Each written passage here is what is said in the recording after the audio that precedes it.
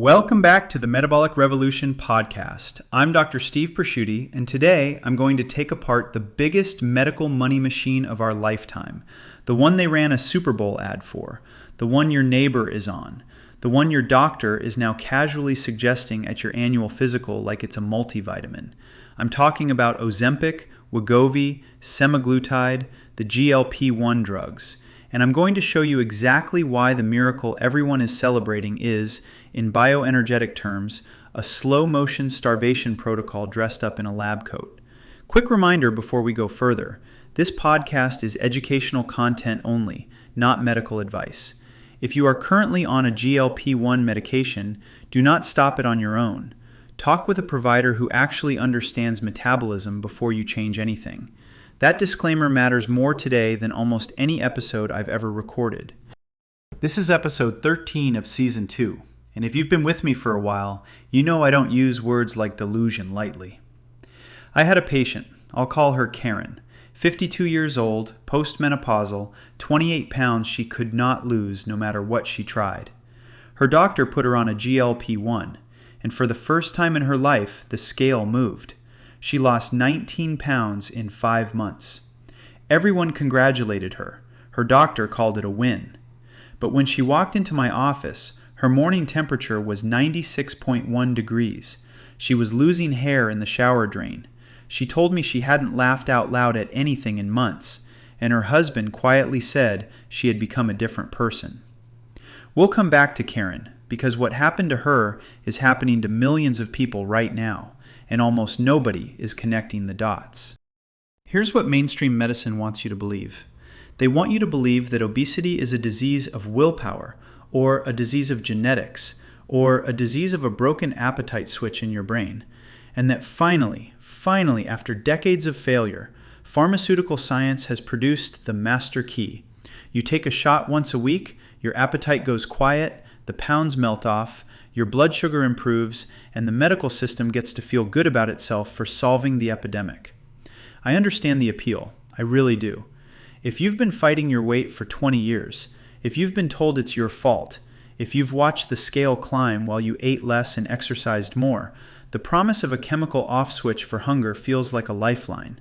It feels like rescue. I am not here to shame anyone for reaching for it. I'm here to tell you what that switch actually does when you flip it. The commercials are the giveaway if you're paying attention.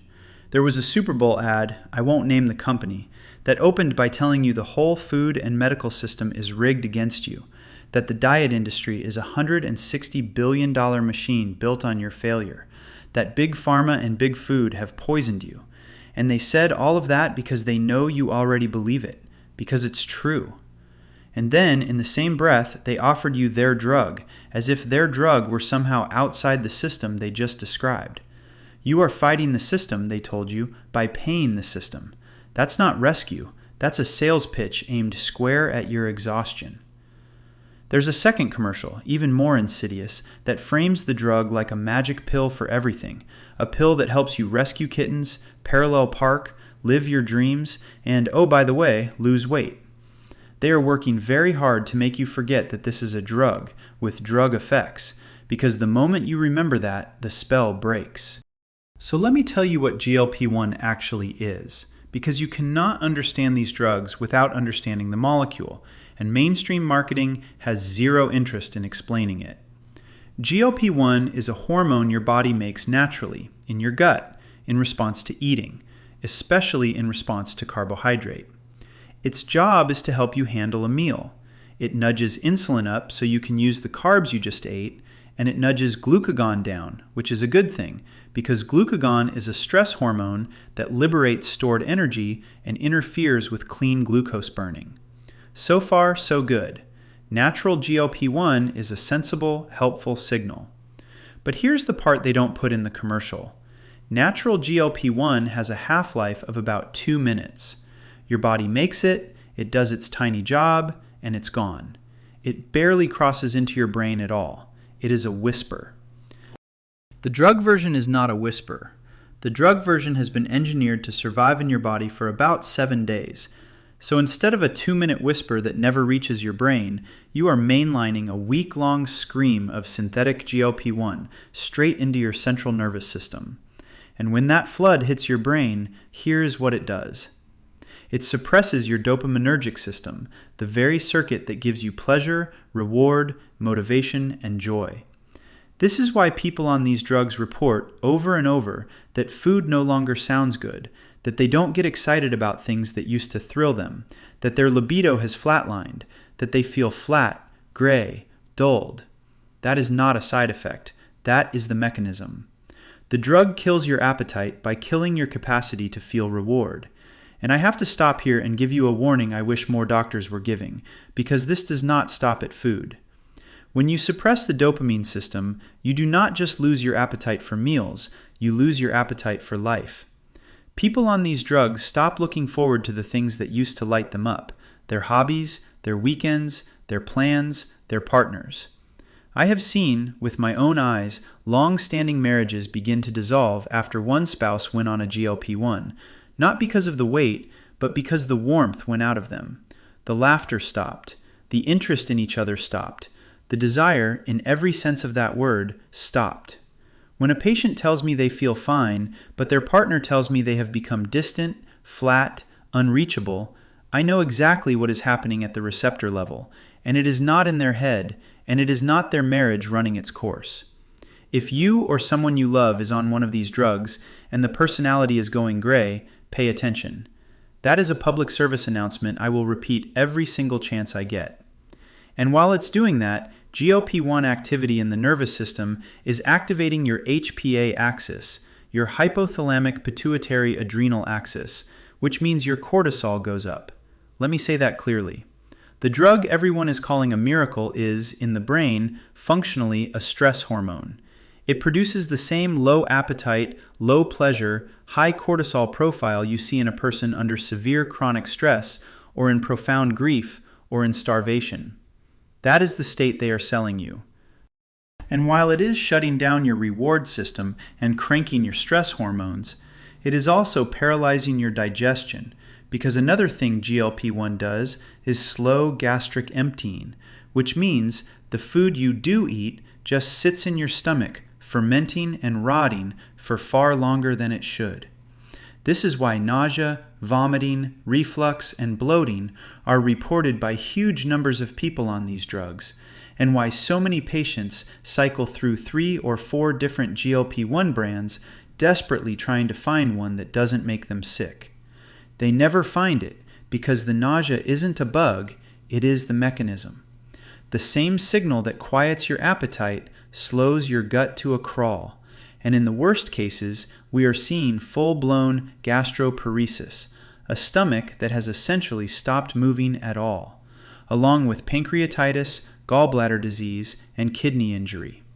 Ray Peat, the biochemist whose work this entire podcast is built on, spent decades pointing out that digestion is an energy-intensive process, and that a sluggish, underpowered gut is a hallmark of a suppressed metabolism. These drugs induce exactly the gut slowdown Pete warned us about. And then the industry markets the resulting nausea as a minor inconvenience worth enduring for a smaller dress size. And the weight loss, the thing everyone celebrates, I need you to understand where that weight actually comes from. When you numb the signal that tells you to eat, you stop eating. When you stop eating, the energy has to come from somewhere because your body still has to run. So it pulls from your stored fat, yes, but it also pulls from your muscle, and it pulls from your bone, and it pulls from the metabolic budget that was supposed to run your brain, your immune system, your digestion, your hormones. Your basal metabolic rate drops. Your thyroid function downshifts. Your reproductive hormones collapse. The hunger was never the problem. The hunger was your body screaming that it needed fuel, and they handed you a chemical earplug so you couldn't hear the scream anymore. That is not fixing your metabolism. That is disabling the alarm on a starving engine. Now let me bring Karen back, because her story is the story I see over and over. When she came to me, we did a real workup. In those 5 months on the drug, she had lost 19 pounds, but her scale weight hid the truth. She had lost fat, yes, but she had also lost a significant amount of lean muscle tissue, the exact tissue that burns calories at rest, the exact tissue that protects you metabolically as you age, especially as a postmenopausal woman. Her morning temperature, that number I'm always telling you to track, had dropped from 97.4 to 96.1. That is a catastrophic metabolic drop, and it means her cells were producing dramatically less energy than when she started. She told me she felt cold all the time.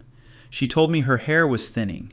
She told me she couldn't remember the last time she genuinely wanted anything, a meal, a trip, her husband. The dopamine suppression had reached into every corner of her life. And the worst part, the part that made her cry in my office, was that her doctor had called this a success, because the only number anyone looked at was the scale. So we did what I almost always have to do in these cases. We rebuilt her from the floor up. We slowly, carefully got her eating enough real food again, enough calories, enough carbohydrate to signal to her liver that the famine was over. We prioritized protein, but moderate protein, because I've talked before, in our episode on the truth about protein, about how too much muscle meat loaded with tryptophan and methionine can actually suppress the thyroid, and the last thing Karen needed was more suppression. We balanced her protein with gelatin and collagen. We used saturated fats like butter and coconut oil. We got fruit and honey and root vegetables back on her plate, and we added resistance training 3 times a week because muscle is metabolic currency and she had been robbed blind. Within 8 weeks, her temperature climbed back to 97.6. Within 4 months, she was at 98. Her energy came back, her mood came back, her hair stopped falling out, and her husband got his wife back. She gained a few pounds on the scale during refeeding, and she panicked. And I told her what I'll tell you. That scale number was never the point. The point is whether your cells are producing energy. Hers were alive again. Here's where this gets even more uncomfortable, and I want you to sit with it. A colleague I deeply respect, Jay Feldman, made an analogy on his show that is so accurate I'm going to steal it and give him full credit. He said GLP-1 drugs are the credit cards of the pharmaceutical industry. You are borrowing weight loss from your metabolic future, and you will pay it back with interest. We have known this for a long time, by the way. This is not new science. There was a study done on Army Rangers, young men in peak physical condition, put through periods of severe caloric restriction as part of their training. When they were allowed to eat freely again, they regained weight rapidly, and here's the key. They regained it as fat, faster than they could rebuild the lean tissue they had lost. Their bodies had undergone something called adaptive thermogenesis. Their mitochondria had downshifted, their spontaneous movement had dropped, their hormones had reorganized around fat storage, and the moment food came back, the body stuffed it into fat to protect against the next famine.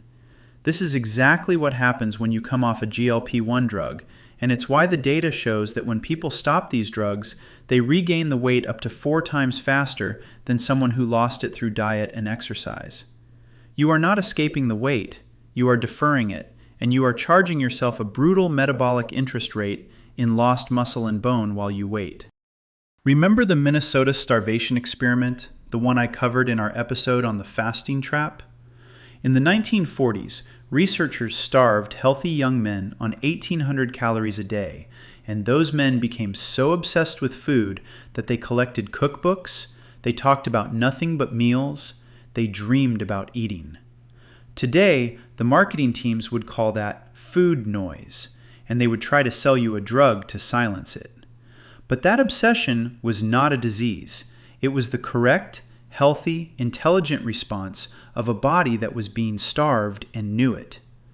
The hunger you feel when you are undernourished is not noise, it is information.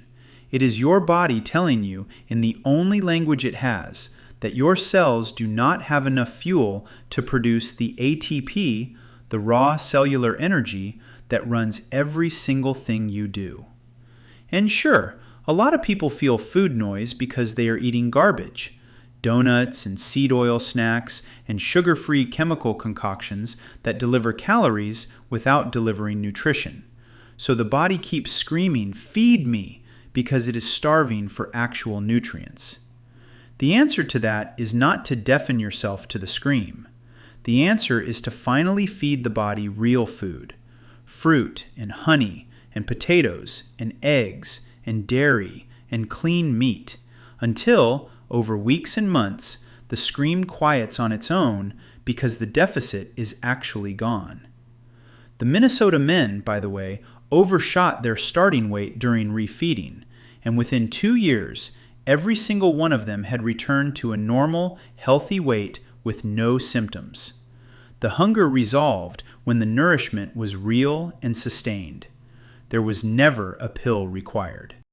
There is a deeper fork underneath all of this, and once you see it, you cannot unsee it.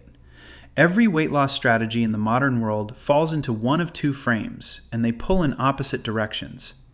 There is the death frame, which is restrict, eliminate, fast, starve, cut, push harder, do less with less. And there is the life frame, which is feed, nourish, build, support, optimize, do more with more. The entire GLP-1 industry, along with keto and carnivore and extended fasting and calorie-cutting diet culture, lives inside the death frame. The goal is always to subtract, to remove, to make the body smaller by making it poorer. The bioenergetic approach lives in the life frame. The goal is to add, to give the cells the fuel and the nutrients they need so the metabolism runs hot and clean, and the weight comes off as a byproduct of a body that finally has enough. And here is the piece that should make you question everything the low-carb world told you. There are ancestral populations eating very high carbohydrate diets. People like the Tsimane, who have some of the cleanest coronary artery calcium scores ever recorded, cleaner than the Japanese women who used to be the gold standard. Carbohydrate is not the enemy. Refined seed oil junk food dressed up as carbohydrate is the enemy.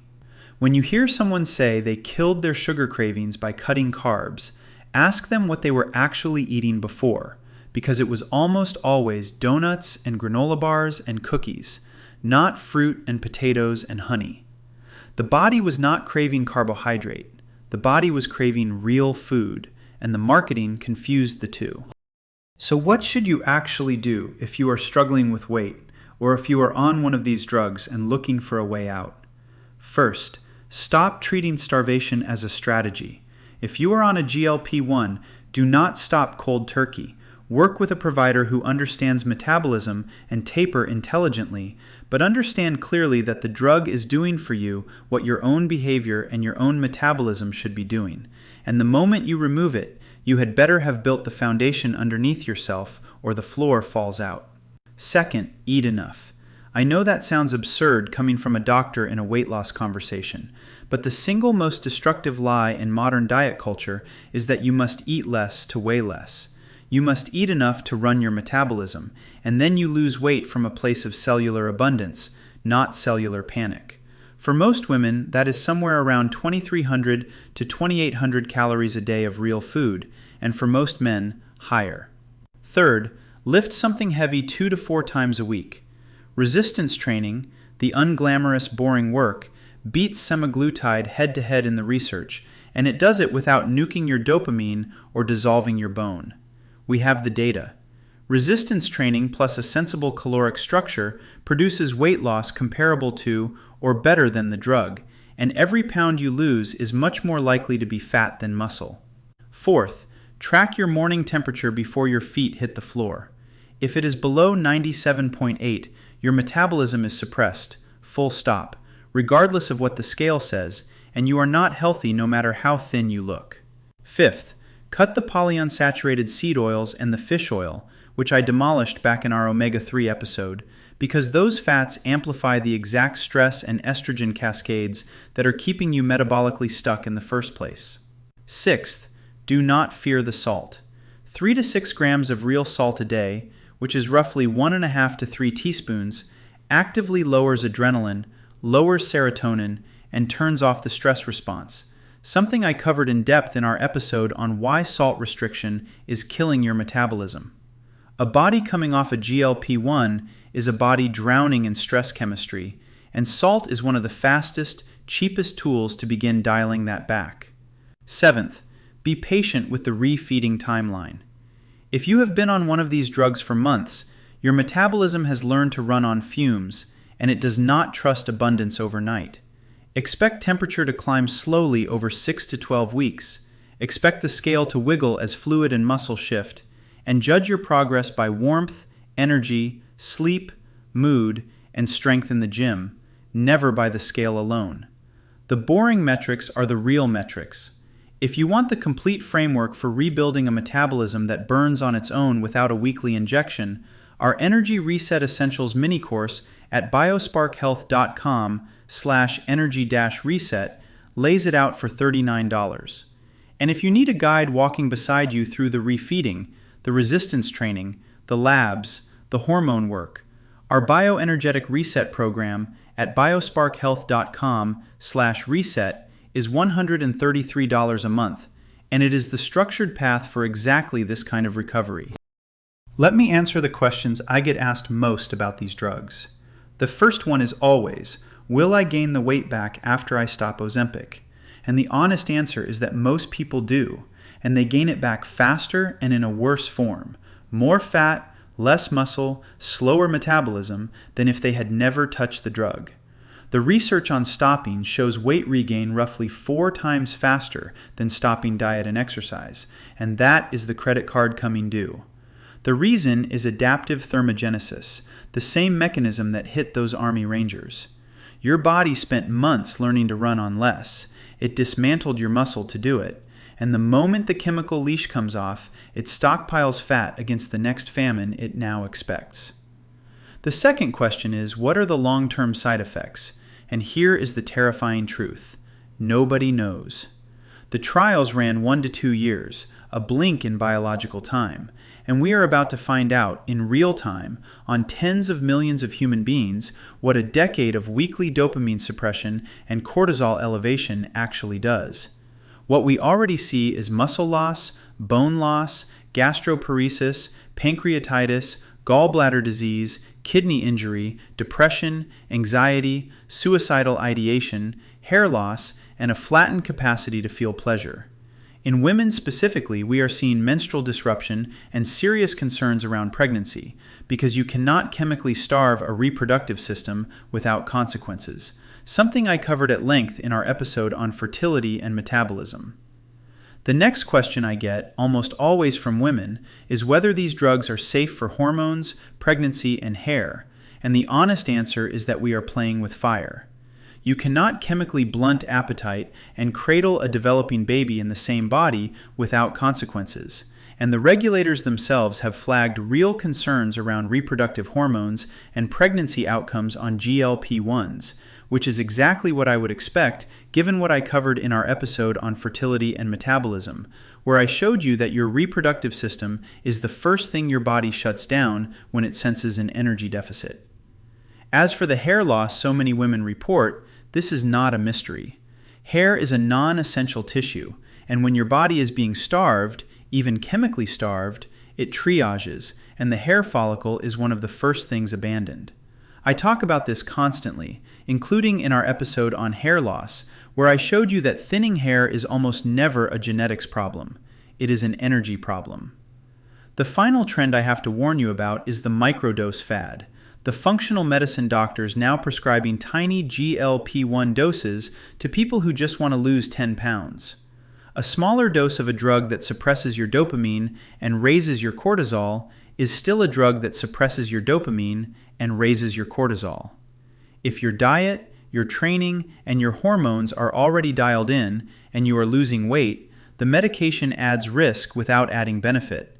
And if they are not dialed in, the answer is to dial them in, not to layer a stress hormone on top of a problem it cannot solve.